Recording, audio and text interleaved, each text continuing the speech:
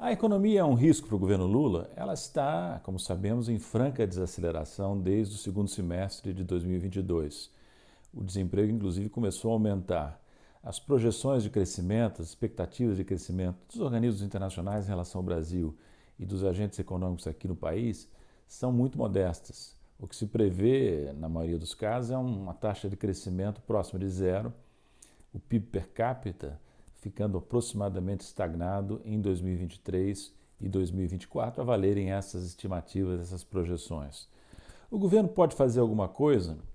Não só pode, como já fez. O governo tomou algumas medidas que são distributivas e, ao mesmo tempo, estimulam o crescimento. Por exemplo, o aumento moderado do salário mínimo em termos reais, o aumento também moderado da faixa de isenção do imposto de renda à pessoa física e também a ampliação gradual do programa de renda mínima, do programa de renda básica pelo ministro Wellington Dias, né?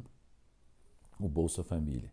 Então, Bolsa Família, isenção do imposto de renda, salário mínimo em termos reais estão sendo aumentados, impulsionando a distribuição de renda de um lado e o crescimento do outro.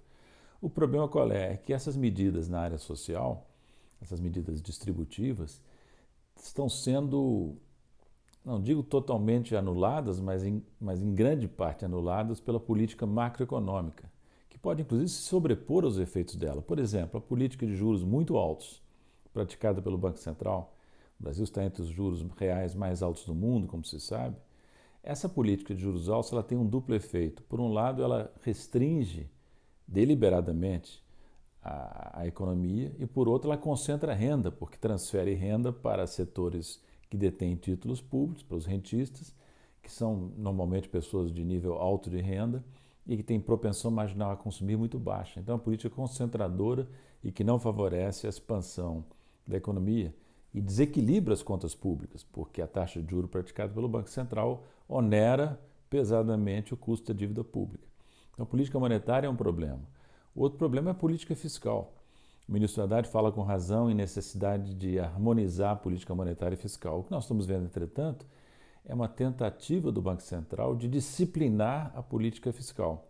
O Banco Central recorrentemente ameaça recrudescer no aperto de juros se o governo não praticar uma política fiscal que ele considere adequada. Por exemplo, uma âncora fiscal robusta e crível é o que pede o Banco Central, ecoando os reclamos do mercado.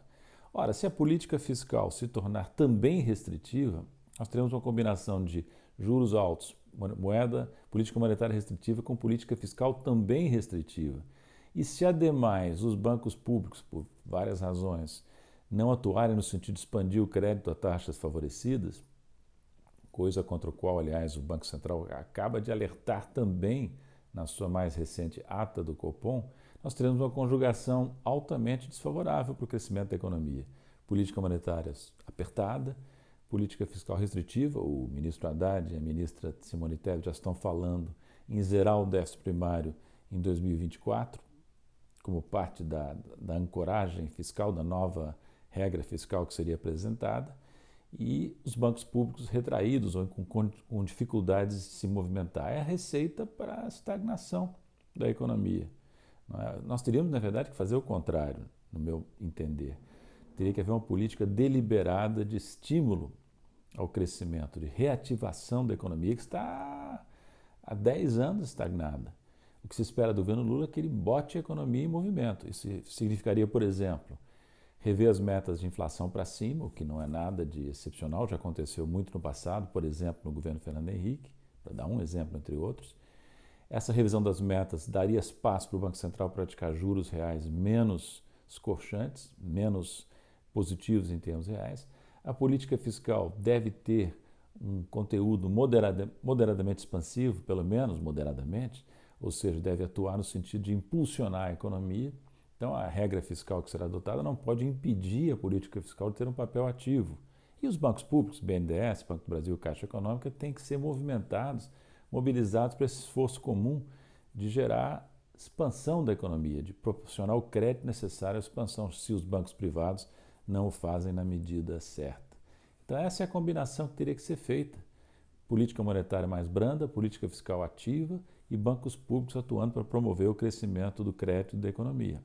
Se isso não acontecer, nós teremos a configuração de um cenário em que nos primeiros 2 anos do novo governo, do governo Lula, a economia estaria provavelmente, ninguém sabe ao certo, mas possivelmente, digamos, estagnada, o desemprego possivelmente aumentando, e a questão incerta, mas que o governo tem que pesar, é qual o efeito que esse cenário possível, até provável, terá sobre a situação política do governo.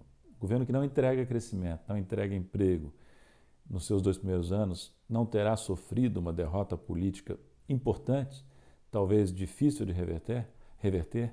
Essa é a questão que tem que estar na mente daqueles que formulam a política econômica do governo Lula.